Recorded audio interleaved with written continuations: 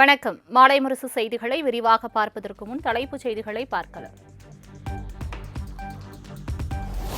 வரும் சட்டமன்ற தேர்தலில் பாஜக தலைமையிலான என்டிஏ கூட்டணியில் சேரலாமா? ஆதவ் அர்ஜுனா, ஜான் ஆரோக்கியசாமி உள்ளிட்ட முக்கிய நிர்வாகிகளுடன் தாவேகா தலைவர் விஜய் முக்கிய ஆலோசனை.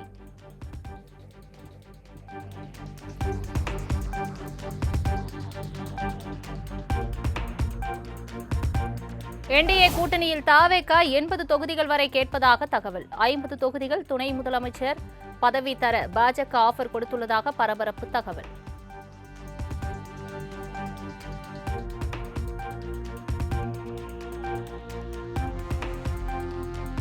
என்டிஏ கூட்டணியில் சேர தாவேகா 80 தொகுதிகள் வரை கேட்பதால் எடப்பாடி பழனிசாமி அப்செட் ஆனதாக தகவல். அதிமுகவுக்கு 100 முதல் 120 தொகுதிகளை மிஞ்சும் என கருதி விஜயை சேர்ப்பதில் தயக்கம் காட்டுவதாக தகவல்.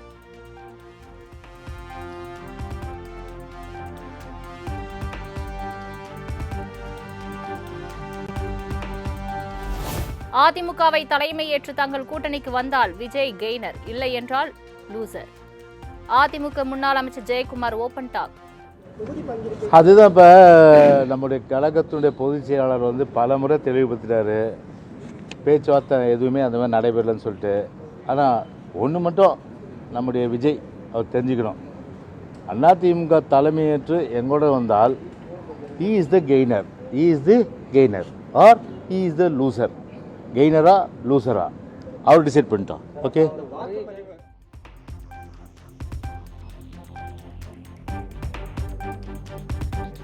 தமிழக வெற்றிக் கழகம் பாஜகவுடன் கூட்டணிக்கு செல்ல வாய்ப்புள்ள என செல்வ பெருந்தகை திட்டவட்டம். பாஜக கொள்கை எதிரி என சொல்லிவிட்டு அவர்களுடன் கூட்டணி வைத்தால் தமிழக மக்கள் எப்படி ஏற்பார்கள் எனவும் கேள்வி.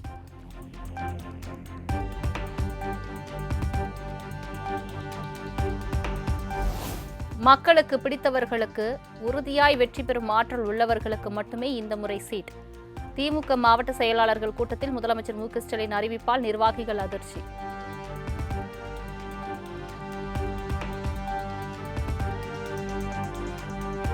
தேர்தல் முடியும் வரை எந்த உட்கட்சி பிரச்சனையும் இருக்கக்கூடாது என திமுகவினருக்கு முதலமைச்சர் மு.க.ஸ்டாலின் அறிவுறுத்தல்.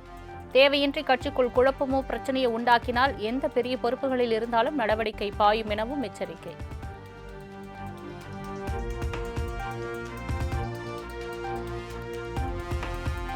சட்டமன்ற தேர்தல் பிரச்சாரத்தின் போது தனிநபர் விமர்சனத்தை தவிர்க்க வேண்டும். 5 ஆண்டு திமுகவின் சாதனைகளை மக்களிடம் கொண்டு செல்ல திமுகவினருக்கு முதலமைச்சர் மு.க.ஸ்டாலின் அறிவுறுத்தல்.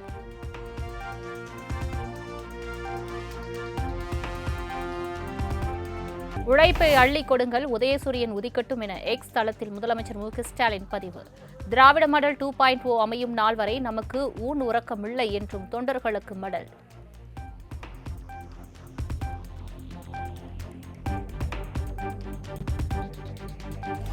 தேசிய ஜனநாயக கூட்டணிக்கு தாவேகா தலைவர் விஜய் சென்றால் திமுகவுக்கு நன்மைதான்.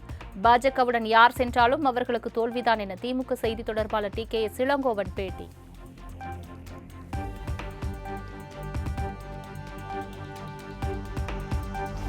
திமுக ஆட்சியில் சட்டம் ஒழுங்கு சவக்குழிக்கு சென்றுவிட்டது. பாலியல் வன்கொடுமை, போதைப்பொருள் புழக்கத்தால் தமிழ்நாடு சீரழிவதாகவும் எதிர்க்கட்சித் தலைவர் எடப்பாடி பழனிசாமி காட்டம்.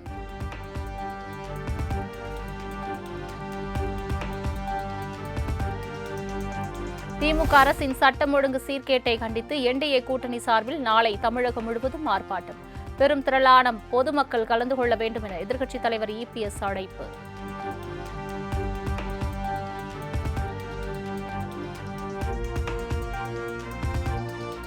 திமுகவுக்கு எதிரான ஆர்ப்பாட்டம் நாளை திட்டமிட்டபடி நடைபெறும். AIADMK MP Inbadurai திட்டவட்டம்.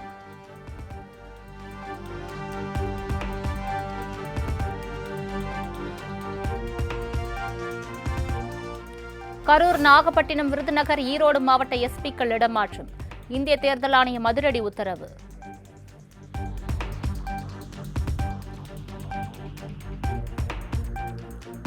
Road show தொடர்பாக வழிகாட்டு நெறிமுறைகளை ரத்து செய்யக்கோரி தாவேகா இணை பொதுச் செயலாளர் நிர்மல்குமார் தொடர்ந்த வழக்கு. தமிழக அரசு பதிலளிக்க 3 வாரம் கால அவகாசம் வழங்கி சென்னை உயர்நீதிமன்றம் உத்தரவு.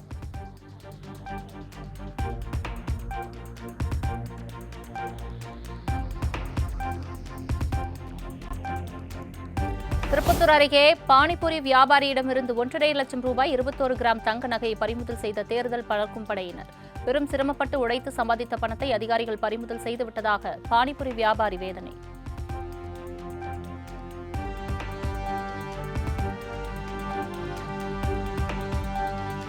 தேர்தல் நடத்தை விதிகளை தீவிரமாக பின்பற்ற தமிழ்நாடு உள்ளிட்ட 5 மாநிலங்களுக்கு தேர்தல் ஆணையம் உத்தரவு.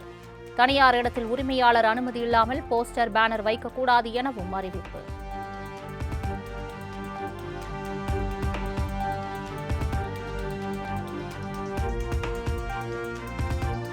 தமிழகத்தில் மார்ச் 30ஆம் தேதியில் இருந்து காலை 11 மணி முதல் பிற்பகல் 3 மணி வரை வேட்புமனு தாக்கல் செய்யலாம். தமிழ்நாட்டில் 4 நாட்கள் மட்டுமே வேட்புமனு தாக்கல் செய்ய முடியும் எனவும் தமிழக தலைமை தேர்தல் அதிகாரி அர்ச்சனா பட்நாயக் பேட்டி.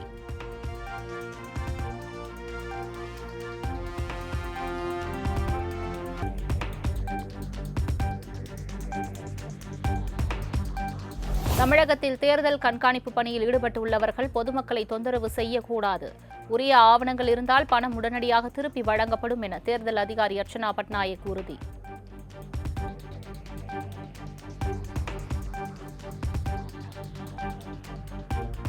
தமிழகத்தில் தேர்தல் நடத்தை விதிகள் அமலுக்கு வந்ததிலிருந்து இதுவரை 1,26,00,000 ரூபாய் ரொக்கப் பணம் பறிமுதல். தமிழக தலைமை தேர்தல் அதிகாரி அர்ச்சனா பட்நாயக் தகவல்.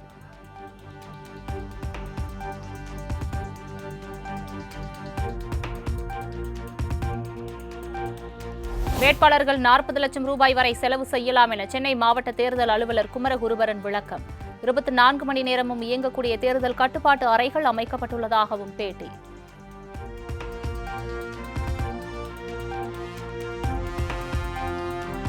அங்கீகரிக்கப்பட்ட அரசியல் கட்சிகளுடன் தேர்தல் அதிகாரி அர்ச்சனா பட்நாயக் ஆலோசனை. தேர்தல் காலத்தில் கடைபிடிக்க வேண்டிய நடத்தை விதிமுறைகள் குறித்து விரிவான விவாதம்.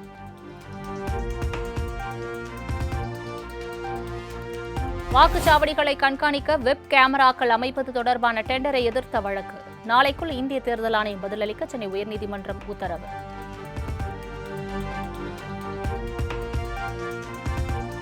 புதுச்சேரியில் சட்டமன்ற தேர்தலுக்கான முதல் நாள் வேட்புமனு தாக்கல் நிறைவு. ஏப்ரல் 9ஆம் தேதி ஒரே கட்டமாக தேர்தல் நடைபெறவுள்ள நிலையில் முதல் நாளில் ஒருவர் கூட மனு செய்யவில்லை.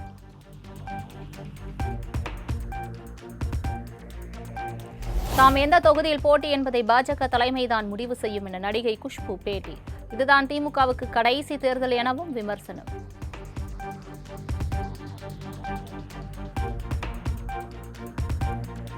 அதிமுக பொதுச் செயலாளர் எடப்பாடி பழனிசாமியுடன் நடிகர் மன்சூர் அலிகான் சந்திப்பு. இந்திய ஜனநாயக புலிகள் கட்சி சார்பில் தேர்தலில் போட்டியிடுவேன் என பேட்டி.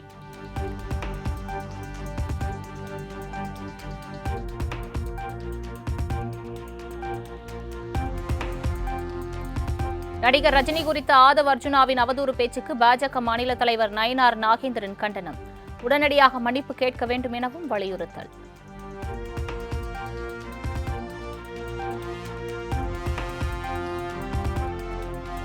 பாமகவுக்கு உரிமை கோரி ராமதாஸ் தொடர்ந்த வழக்கின் விசாரணைக்கு விதிக்கப்பட்ட தடை ஏப்ரல் 10ஆம் தேதி வரை நீட்டிப்பு. தந்தை மகன் பிரச்சினை நாளையே சரியாகும் நிலையில் கட்சியை வைத்து தான் வழக்கில் முடிவெடுக்க முடியும் என சென்னை உயர்நீதிமன்றம் கருத்து.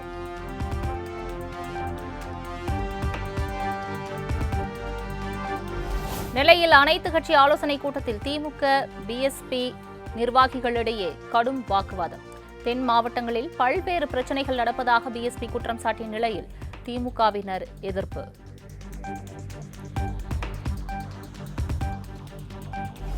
பரமக்குடி அருகே அரசியல் கட்சி தலைவர்களின் புகைப்படங்களை மறைப்பதில் அதிகாரிகள் பாரபட்சம்.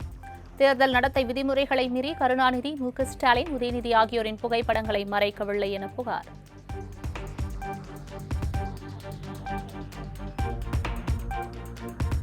எழுத்தாளர் ச. தமிழ்ச்செல்வனுக்கு 2025ஆம் ஆண்டுக்கான சாகித்ய அகாடமி விருது அறிவிப்பு. தமிழ் சிறுகதையின் தடங்கள் என்ற புத்தகத்திற்காக அங்கீகாரம்.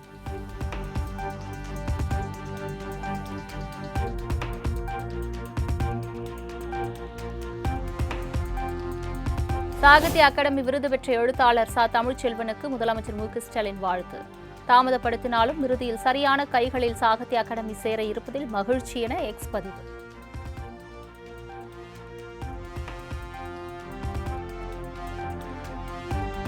விஜய் நடிப்பில் உருவான ஜனநாயகன் படத்தை நாளை மறு ஆய்வு குழுவினர் பார்க்க உள்ளதாக தகவல். தணிக்கை சான்றிதழ் கிடைப்பது தொடர்பாக சிக்கல் நீடிக்கும் நிலையில் விரைவில் பிரச்சினை சரியாகும் என எதிர்பார்ப்பு.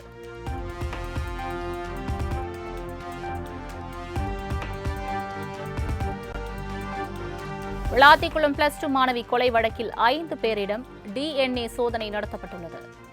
சம்பவ நேரத்தில் அந்த பகுதியில் பதிவான 1600 செல்போன் எண்கள் சேகரிக்கப்பட்டு ஆய்வு செய்யப்பட்டுள்ளதாகவும் உயர்நீதிமன்ற மதுரை கிளையில் காவல்துறை தரப்பில் தகவல்.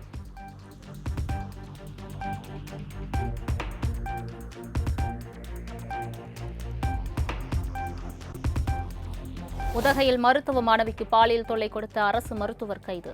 மன அழுத்தத்தில் இருந்த மாணவிக்கு கவுன்சிலிங் கொடுப்பதாக கூறி ஹோட்டலில் பாலியல் தொல்லை கொடுத்ததாக புகார்.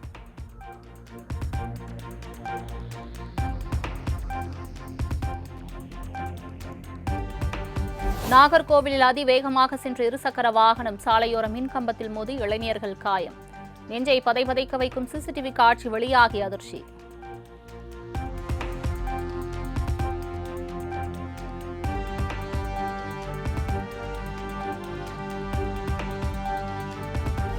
சென்னை ஈக்காட்டு தாங்கலில் உடல்நலக்குறைவு காரணமாக ஆம்புலன்ஸில் வந்து பொதுத் தேர்வு எழுதும் 10ஆம் வகுப்பு மாணவர். பள்ளிக் கல்வித்துறையின் முன் அனுமதி பெற்று மாணவருக்கு தனி அறை மற்றும் எழுத்தறி ஏற்பாடு.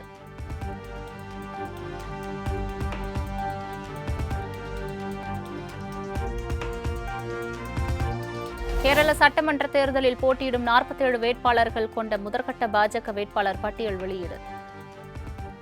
நேமம் தொகுதியில் கேரள மாநிலம் பாஜக தலைவர் ராஜு சந்திரசேகர் போட்டியிடுகிறார்.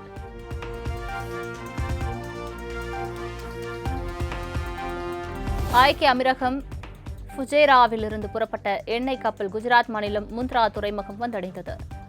ஷிவாலிக் என்ற கப்பல் வந்தடைந்த நிலையில் மற்றொரு கப்பலான நந்தாதேவி கப்பல் நாளை கண்ட்லா துறைமுகத்தை வரும் என தகவல்.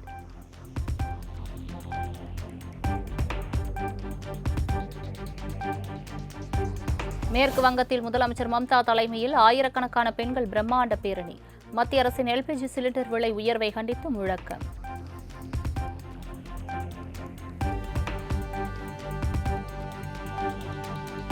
மேற்கு வங்கத்தில் சமையல் சிலிண்டர் தட்டுப்பாடு எதிரொலி. அரசு பள்ளியில் மாணவர்களுக்கு மதிய உணவாக வழங்கப்பட்ட பானிபூரி.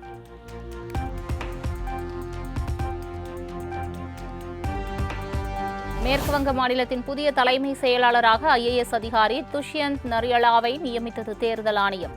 மேற்கு வங்க மாநில உள்துறை முதன்மை செயலாளராக IAS சங்கமித்ரா கோச் நியமனம்.